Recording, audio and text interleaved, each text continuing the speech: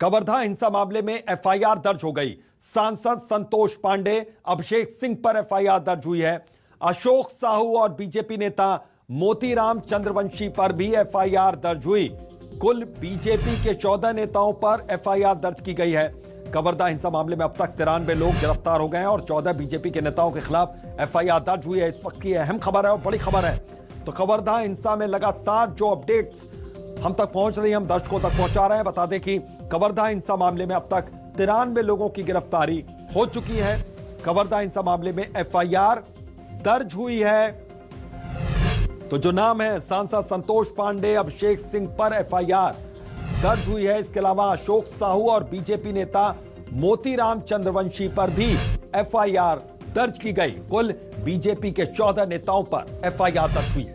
तो बड़ी खबर और अहम खबर, कवर्धा हिंसा मामले में अब तक 93 लोग गिरफ्तार हुए। तो कवर्धा हिंसा मामले में एफआईआर दर्ज करने का दौर अभी भी चल रहा है। कार्रवाई भी लगातार यहां पर हो रही है। तो प्रशासन अपनी कार्रवाई में लगातार जुटा हुआ है। अशोक साहू और बीजेपी नेता मोतीराम चंद्रवंशी पर भी एफआईआर दर्ज हुई है। और इसी खबर पर ज्यादा जानकारी के लिए सीधा रुख करेंगे हमारे सहयोगी वैभव पांडे का। अब वैभव, क्या जानकारी मिल रही है, क्या अपडेट्स आ रही है, प्रशासनिक कार्रवाई कहां तक आगे बढ़ी?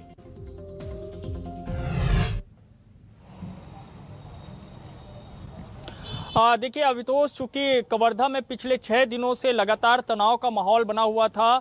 इस बीच लगातार ये कोशिश हो रही थी कि कैसे जो जिन्होंने दंगा फैलाने की कोशिश की, जिन्होंने उपद्रव फैलाने की कोशिश की, कैसे उनको रोका जाए, कैसे उनको दबोचा जाए।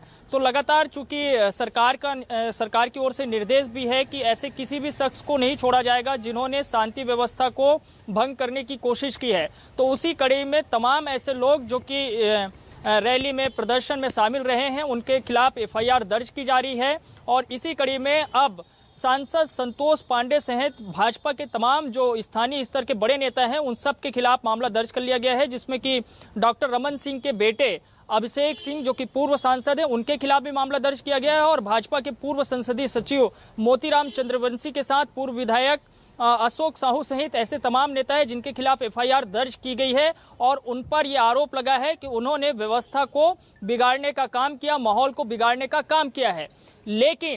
लेकिन अगर सियासत के नजरिए से देखें तो ये मामला अभी और काफी ज्यादा तूल पकड़ने वाला है, क्योंकि बीजेपी इसको छोड़ने वाली नहीं है।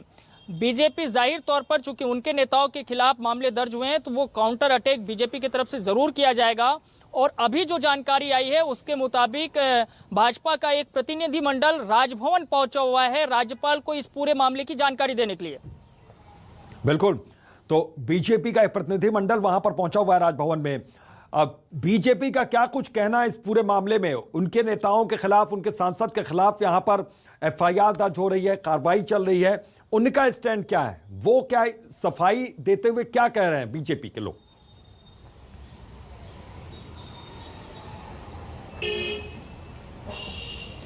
हाँ, देखिए बीजेपी की तरफ से तो यही कहा जा रहा है कि सरकार एक तरीके से दबाव बनाने की कोशिश कर रही है और बजाय उनके खिलाफ कार्रवाई करने के लिए, जो कि जिन्होंने मारपीट किया था उनके खिलाफ कार्रवाई नहीं की जा रही है। जिन्होंने कवर्धा में जो लोग माहौल बनाने की कोशिश कर रहे थे, जो कि शांति व्यवस्था बनाने की कोशिश कर रहे थे, जिनका अपमान हुआ है, उनके साथ खड़े हुए थे, तो ऐसे लोगों के खिलाफ मामले दर्ज किए जा रहे हैं और इसे बर्दाश्त नहीं किया जाएगा। ये बीजेपी की तरफ से साफ कहा गया है। बीजेपी ने सीधे तौर पर सरकार के ऊपर यह आरोप लगाया है कि एक समुदाय विशेष का संरक्षण सरकार कर रही है और ये सब कुछ स्थानीय विधायक के इशारे पे हो रहा है। चूंकि स्थानीय जो विधायक हैं, जो कि मंत्री भी हैं भूपेश सरकार में, वो एक समुदाय विशेष का प्रतिनिधित्व करते हैं, इसलिए सीधे तौर पर वो बीजेपी के निशाने पे है। और बीजेपी चाहती है कि ये मुद्दा पूरे मामले गर्म रहे, क्योंकि जैसे जैसे प्रशासनिक कार्रवाई आगे बढ़ रही है, सियासत भी तेजी से बढ़ती जा रही है। बहुत बहुत शुक्रिया वैभव आपका इस तमाम जानकारी के लिए।